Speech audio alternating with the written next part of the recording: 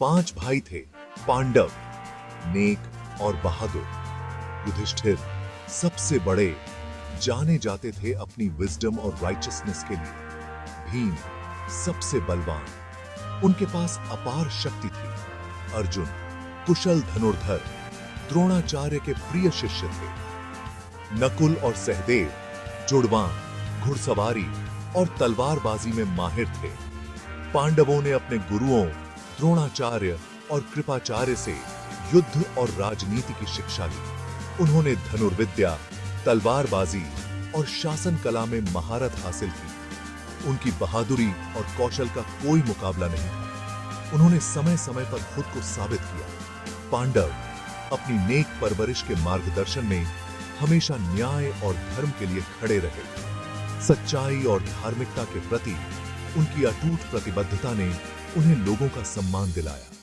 उनकी प्रसिद्धि दूर दूर तक फैल गई। लोग पांडवों को उनकी दया और साहस के लिए प्यार करते थे। वो सदाचार के प्रतीक थे। वो महानता के लिए डेस्टिन्ड थे।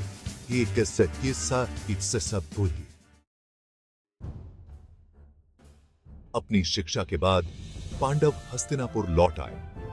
हालांकि सिंहासन पर उनके दावे को उनके चचेरे भाइयों कौरवों ने चुनौती दी, जिनका नेतृत्व चालाक दुर्योधन कर रहा था। एक प्रतियोगिता आयोजित की गई और अर्जुन ने पांचाल की राजकुमारी द्रौपदी को अपनी दुल्हन के रूप में जीत लिया। संघर्ष से बचने के लिए राज्य का विभाजन कर दिया गया। पांडवों को खांडव प्रस्थ नामक एक बंजर भूमि मिली। कड़ी मेहनत और दृढ़ता के साथ उन्होंने इसे इंद्रप्रस्थ के शानदार शहर में बदल दिया। युधिष्ठिर, जो अपने न्यायपूर्ण शासन के लिए जाने जाते थे, को राजा का ताज पहनाया गया। युधिष्ठिर का शासनकाल शांति और समृद्धि का प्रतीक था। उन्होंने न्याय और करुणा के साथ शासन किया। उनके बुद्धिमान नेतृत्व में राज्य फला फूला। उनके भाइयों ने कानून और व्यवस्था बनाए रखने में उनका साथ दिया। इंद्रप्रस्थ आशा और धार्मिकता का केंद्र बन गया। दूर दूर से लोग युधिष्ठिर के शासन की समृद्धि और सद्भाव को देखने आते थे। पांडव अपने प्रजा से बहुत प्यार करते थे। ईर्ष्या से अंधे होकर दुर्योधन पांडवों की सफलता को बर्दाश्त नहीं कर सका। इंद्रप्रस्थ की भव्यता को देखकर वह ईर्ष्या से जल उठा। अपने लालच और घृणा से प्रेरित होकर उसने अपने मामा शकुनी के साथ पांडवों के राज्य को हड़पने की साजिश रची।